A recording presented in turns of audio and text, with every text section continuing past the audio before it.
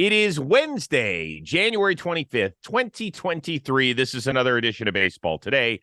That is my man, Trevor Plouffe. I'm Chris Rose. Producer Rob is back with us today. Did you get woken up by the earthquake overnight at 2 a.m.? I did. This shook the crap out of my house. And then it was short. It was a quick one and stopped. And, not a lot of people experience earthquakes, especially if you don't live in California. But when you do, you just sit there waiting for the next, shake to come. And nothing happened after that one. So we're happy the house is okay. I called on some people that I know that lived in Malibu. I believe that Malibu was the epicenter, which is Yes, it was kind of a little scary because, there's a lot of mountains there and mudslides. And after all this rain, I'm curious to see what the canyons look like. But all is good here. Did you feel it? Oh, yeah. I'm not a good sleeper regardless. So when that starts to shaking, I get terrified. Oh, it's horrible. I'm sure that Brady, our 17-year-old, had no idea. That guy could sleep. If there was a train running through his room, he wouldn't know. I wish I had that sleep gene. Were you here in 94? I was were you not, in Reno? Oddly enough, I was not in Reno yet. I was working in Cincinnati, but part of the reason Michelle moved to Reno was after the Northridge earthquake. She was like, I'm getting out. So if that earthquake hadn't happened, because that was 2 miles from where she grew up, where she was living at the time, and you were right in the middle of it too. I was further away, but my life was there. My grandparents had a house in Reseda, which is really close to Northridge. And everything got messed up. We ended up living in a trailer in my grandparents' driveway because the freeway overpass that we would take to get there in the morning fell apart. So there's no way to get there. So we had to sleep in a trailer for 3 or 4 months. Whew. All right. Well, this is not earthquake today. It is baseball today. So let's get to it. Scott Rolen, the lone Hall of Famer, as voted on by the writers yesterday. Quite an accomplished hitter. Rolen also inducted because of his 8 Gold Gloves, his outstanding base running as well. How much does Rolen's all-around game bode well for a more diverse Hall moving forward, in your opinion?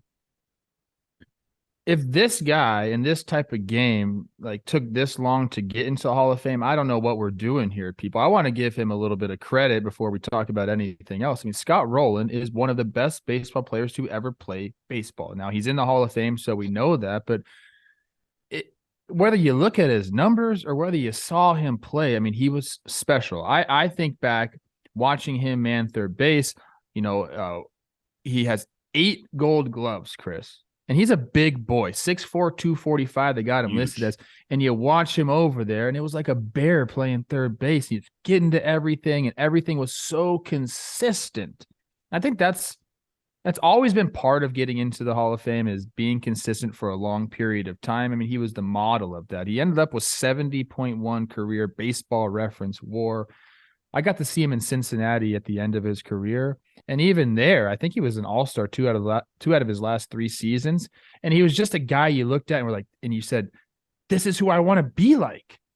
He did everything really well and elite. We say he was an okay hitter, an 855 career. No, he wasn't an OPS. okay hitter. This guy was an absolute star. And the way he did it, as I always go back to, he was just bigger over there, but he moved so gracefully. And that to me really stood out about him. So I'm happy that he's in. And again, you asked me the question of how does it bode for people moving forward, with all around games. It should bode really well for them. These people who can do it all. That's kind of the definition of a ball player. And, when you played baseball at any level, you know who those guys are, the guys that can just get it done. Scott Rolen was one of them. And hopefully this opens the floodgate for more guys to get in with his type of skill set. But he was so elite. I feel like we're always trying to, or not always, but over the last couple of years when we talk about Scott Rolen, we're like, well, he was really good defensively, but as a hitter, bullshit, dude. This guy was a stud. He was. And I have to tell you, obviously I'm not a baseball writer, so I don't have a vote for the Hall of Fame, but I have changed my thinking, I think, over the last decade. I used to think that, okay, while I was watching that person play, did I think surefire Hall of Famer? And I think that when I was watching Scott Rolen play throughout his career, I was never like, oh, dude, I feel like I'm watching a Hall of Famer. But sometimes that you have to kind of step back a little bit and make sure that you're checking all the boxes of telling the story. It's interesting because we think of him as an elite base runner. Well, the first thing we always thought about as kids when you talk about base running is what? Stolen bases. He's got 118. That doesn't tell you much. But when you talk to every guy he played with or against, they were like, Scott Rolen ran the bases as well as anybody. And that helps. That helps you win games. It might not show up. It might not be the thing you talk about right after a game, but players who play the game and people who really watch it for a living understand that sort of stuff. So I think it does open it up for more diverse. Like Poppy was an easy one for the most part. Dude slugged over 500 homers, won multiple rings, leader of a team. He's in there because of what he did with that piece of lumber in his hands. But I think that it's great that we have the ability now to focus on the game in its entirety, not just batting average, home runs, RBIs. And I think that will make the Hall of Fame even a more special place than it is. The video of him telling, I believe it was his mother. Oh, are you kidding me? Oh. He gets choked up Couldn't saying, get enough like, of it. Yeah, the dog. Everything was so perfect about that video. Oh, there's multiple dogs. Yeah, and his dad in the walker, coming over and say, what's going on? What's going on? Like, I'm telling you, dude, I've had the good fortune of being around people when they win championships and then when they get into the Hall of Fame. I used to host the show on NFL Network when they would announce the Hall of Fame class. And some of the greatest memories I've ever had in television because you're just around people. You just kind of get to watch them and just see how their life changes in a second. Beautiful. It was beautiful. Beautiful. So touching. I loved it. By the way, I am wearing a Cardinals hat. I apologize. I cannot find my Phillies hat. I would have switched it midway through the answer. That's interesting. I consider him both a Cardinal and a Philly. Yeah, me too. And he's always wore red, except for the one brief stop in Toronto. Yep. There's a little bit of red in there. Yeah. What does he go in as? He could go in logoless. We've had that recently. So I think he goes in as a Cardinal, but I'm not 100% sure. I know that would piss off Philly fan, where I think he actually played a year longer than he did in St. Louis. One other quick Rolen story, and then we'll move on. He did not love talking to the media, and it wasn't because he was a big surly guy or anything. He was pleasant. He just didn't enjoy that part of the game. And when I was getting preseason interviews one year for Fox, he was on my list of guys I wanted to get. He was with the Reds at the time, and Rob Butcher, who's their awesome communications director, was like, I don't know if he's going to do it.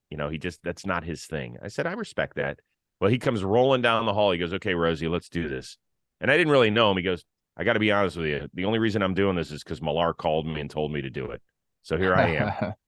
So, yeah, they had played together in Toronto and became friends. So, shout out. What was the next most important story to come out of the Hall of Fame voting yesterday? I don't want to get negative. This is usually a positive show, but I want to. We talked about the way that guys are getting inducted and kind of the voting process of all of this. What gets me, Chris, is we see these massive jumps in voting. And I don't really understand that. Now, I know we took some people off of the ballot. It was a lot of the steroid guys are off of the ballot this year. But is that the only reason we saw these massive jumps? If you think this year that Billy Wagner or Andrew Jones or Todd Helton deserved your vote, they didn't deserve it last year? Or if you didn't vote for those guys this year, but they're so close now, Todd Helton was only, 11 votes shy or something like that? Mm-hmm. Are you going to vote for him next year because he was only 11 votes shy and you see this momentum? I don't understand that thought process. Now, tell me if I'm wrong. There's only a certain amount of votes you could have each year, right? You can't vote for the entire thing. You can vote for up to 10. Okay. So that's more than I thought it was. I thought it was 5. So that now makes even less sense to me. If you think a guy is going to be a Hall of Famer down the road, why are you waiting 3 years to vote for this guy? I don't understand that thought process. Is if he's a Hall of Famer, if he meets your criteria to be a Hall of Famer, vote for him. let's not wait. Let's not have these massive jumps. Like I don't understand that. So to me, that it's exposing that side of things where it's like, what are we doing? Why are we waiting so long? Is it a media pressure thing as we see these guys get closer and closer to that 75% threshold? I don't know what it is, but I just don't like the fact that we're waiting. If you think he's a Hall of Famer, vote for him. Well, I do think part of it is we have to remember, as much as some people don't see them that way, writers are human too. And so the closer somebody gets to their end of eligibility, meaning they've got 10 years and then they're off the writer's ballot, sometimes I imagine they sit there with the little list of guys and they go, do I want to be the reason this person doesn't get in the Hall of Fame?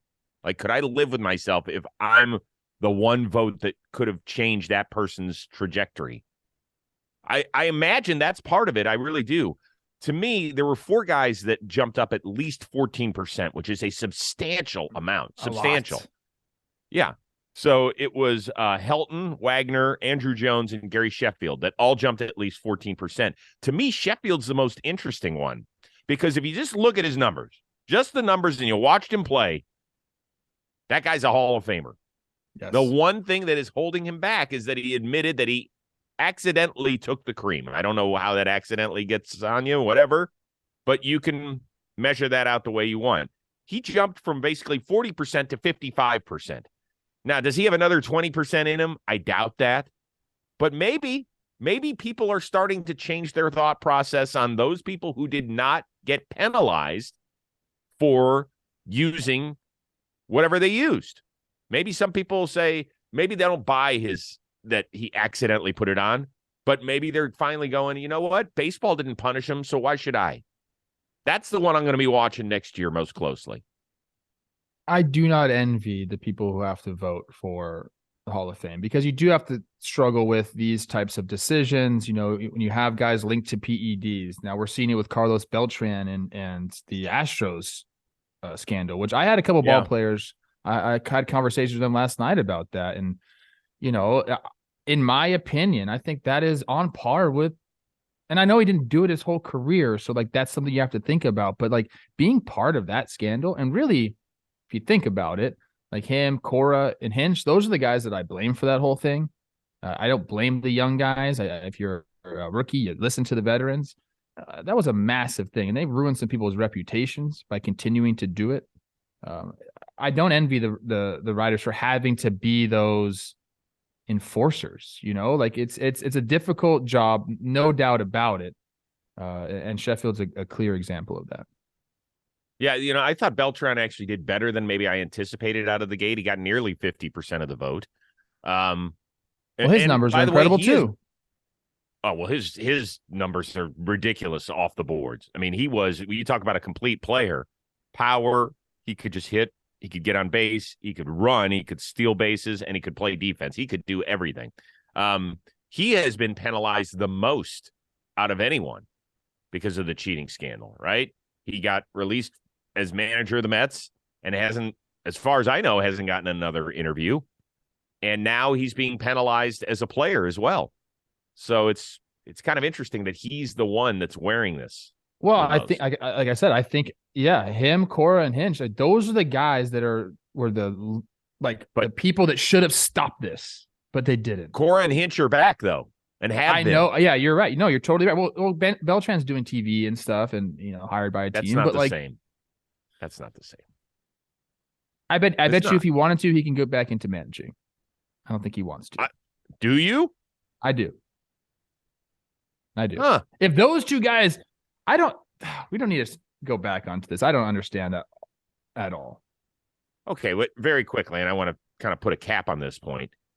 Each of those guys had World Series resumes as managers. That's the reason they're back. Sure. I could see that. That's and right. At the time, the Mets they didn't know what the hell was going on. Then Steve Cohen came in and changed that franchise. Right. Yeah. Right.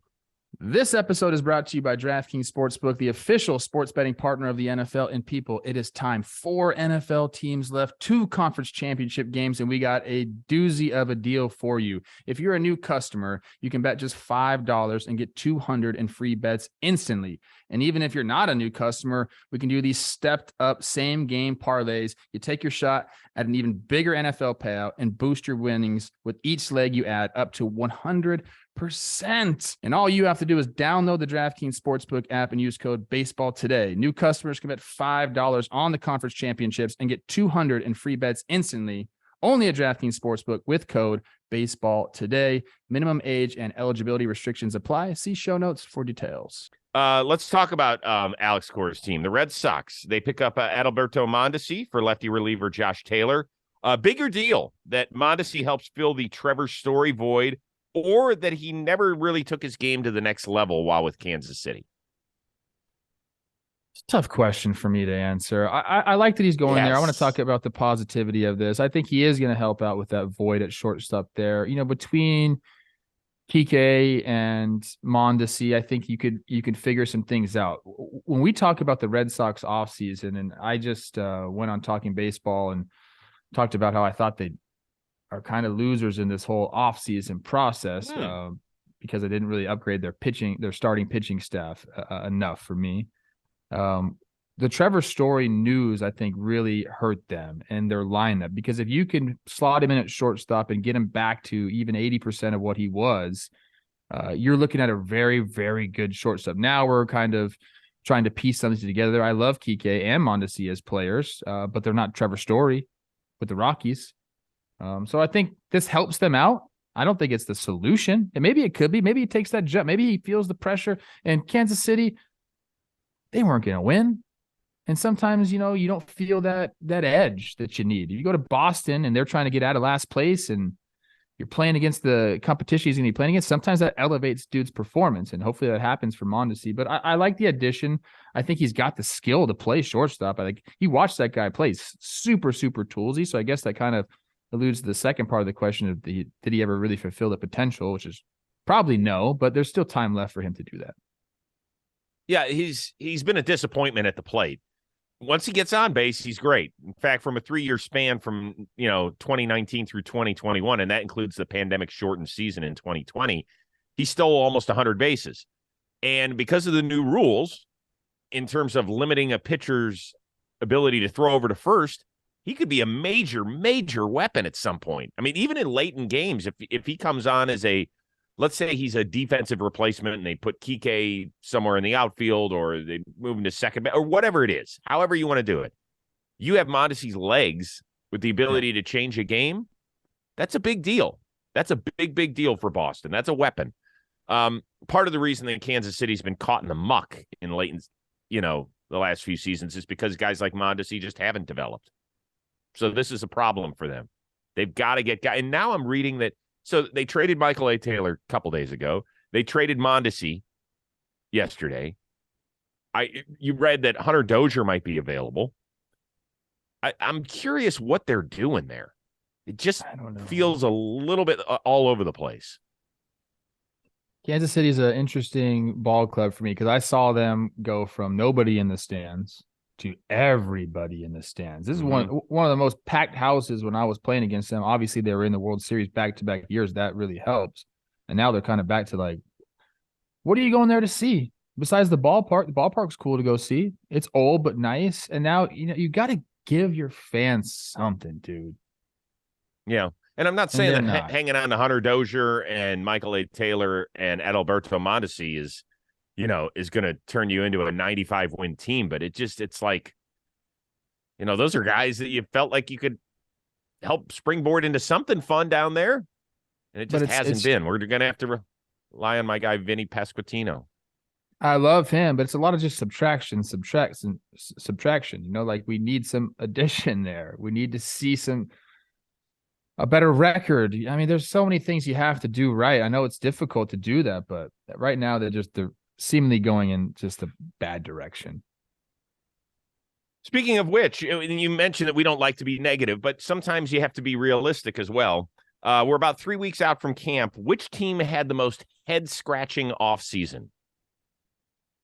Better not be the one that I picked. I hope it's not. There's a couple teams you could talk about. I think, the Mariners are an interesting one. They made some moves. I kind of wanted to see them go a little bit further there. The Red Sox I mentioned, I thought, they're in a place now where did you do anything to get out of the cellar in the AL East? And I don't know if they did enough to get out of the cellar in the AL East. So to me, that's why I gave them my biggest loser. Another head scratching one is the Marlins for me. Like, I think they're so close. I think they're so close. That's going to be my answer for you for this question. Well, they could be. They could be because they could be close.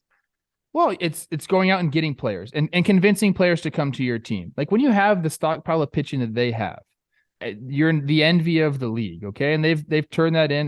They traded one, got Luis Ariz. I like that move. I think it's going to help their offense, but like there were free agents out there to be had, not just this year, the last couple years as well. Like they needed to go make those moves. They brought in some guys. They bring in, Soler, they bring in Avisel Garcia, but I think there are better hitters to be had. And they could do that. They have enough room payroll wise. Remember, there's no salary cap in baseball, but the self-imposed cap they put on each themselves, they could have went out and made some moves offensively. And we could have been talking about like, the Marlins are fucking scary. I want to say that.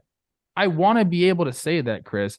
And we can't say that because offensively, they don't have enough. How many games? You watched a lot of Marlins games last year. How many games were you just like, dude, if you guys could just score a few runs, things would be completely different. They have not addressed that enough. Okay. And like, if you're looking at bounce back years for Soler and Avisel Garcia, great. I hope they do have bounce back years. Even with them in the lineup, it's still not enough. And that's why I say they're close.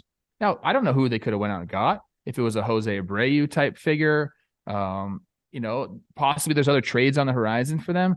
But to me, teams dream about having the depth of starting pitching because they can now go make these moves, whether trading them or just going in and bringing in the offense that they're lacking. They just haven't done that to me. So that to me, that's a little head scratching. Okay. I think that's a good one. I'm going to go with the Baltimore Orioles. Winning record last year. Well, I'm going to repeat that. Winning record last year. I say that because their winning percentage the 4 previous seasons, 321, 417, 333, and 290. Dog shit. And then last year, fun, young, energized team. You look at that farm system, you're like, oh my God, they're coming. They are coming, or in some cases, they're here. So what do? Their biggest move was to trade for a catcher who's making more than $12 million each of the next 2 years in James McCann. I like James McCann. I think he's a solid player. Last year, major injury issues and they were buying low. So I guess that's what they're doing here, and they'll hope that but they have a catcher. Your best player is a catcher. Adley Rutschman is going to be back there 135 games. So what we're hoping that James McCann can be back there 30 games and DH a little bit and provide some pop. I mean, is that what we're doing here? Because he's not going to play first base. So yes. I think you just kind of have Adley's future in mind when you sign a guy like James McCann, not having him back there for so many games. Okay. Right? The rest of their moves, Kyle Gibson, serviceable starter. No, hold on. You have to. I like Gibby too, but I mean, come on. If we're talking about a guy that can lead a young rotation, maybe he's an excellent leader. I'm sure he is. But I'm talking about the dude. Carlos Rodon was right out there, and I know that, they're waiting for Grayson Rodriguez and Hall and saying those will be our guys of the future. That's fine. Let somebody else be the dude right now. Their payroll's under $70 million. Yes. I agree with you. They could have went out and capitalized on last year, and they haven't done that. And now, I mean, if you really look at them, you really look at the rosters, and I know you got to play the games. I mean, you're slotting them in at 4th in the AL East. Third at best. A lot of things would have to go right for them to break into, and I know they were competing for that last wild card spot up until the last like couple days of the season last year. So maybe they're just saying, hey, we're here. We don't have to do anything until we get these reinforcements from our farm system, which is excellent. But I agree with you. I agree with you. They could have went out and did a little bit more this offseason. And you can say that about a lot of teams. Totally. Yeah. Yep. I'm still rooting for them. We'll see.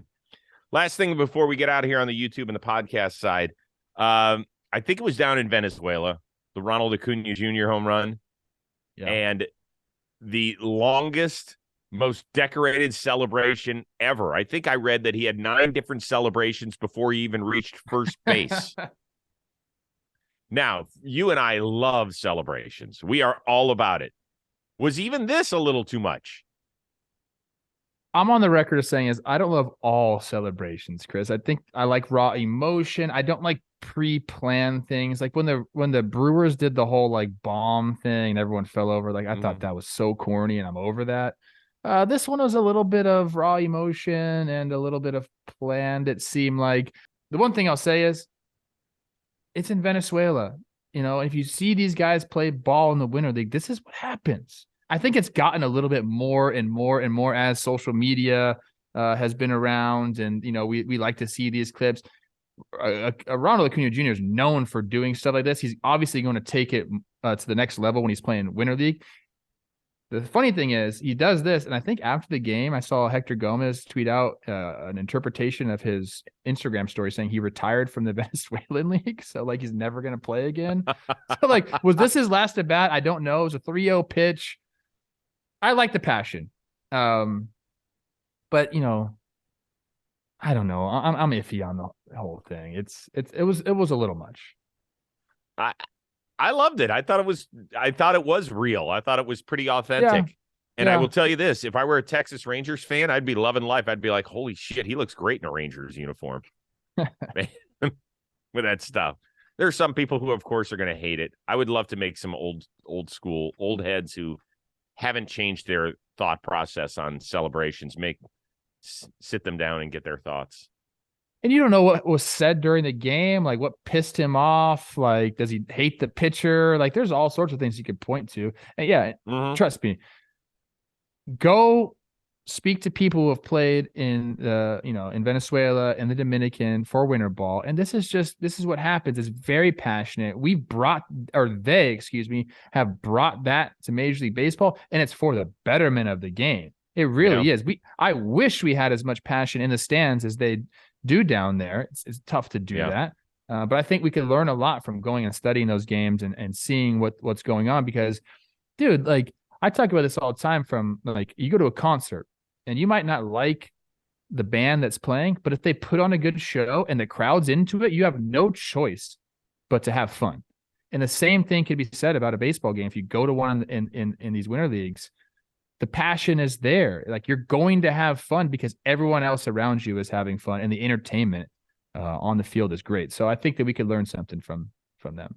Why would you go to a concert for a band you don't like? Well, if it was like a festival, we have multiple performers playing, something like that. Blink-182 is my example I give all the time. I don't really listen to their music, but when I saw them perform and the way the crowd was, it was awesome. A good show. Yeah, got it. Good. Sounds good. All right. Listen, we're going to take the rest of the week off, and then we're back at it again next Tuesday. I know. Crazy. We are almost in February, dude. Almost. It's probably good because there's not going to be a lot of news, I don't think, over the next couple of days. We're kind of running on fumes here as far as the news in baseball. A lot of the free agents have signed. Yeah, but there's been a lot. Listen, we haven't had to dig hard to create shows, which is really good. I'll give the baseball hierarchy its credit in the off season, and some intervention by the baseball gods and some of the doctors for giving us really good topics out there. So we appreciate it. All right, everybody have a wonderful weekend. Continue to check out the Rose Rotation. Joey Votto is out there right now. Continue to check out Talking Baseball, the #1 podcast in your baseball world as well. For our one-of-a-kind producer, Robbie Scirocco, and my man T. Plouffe, I'm Chris Rose. We will see you next week on Baseball Today.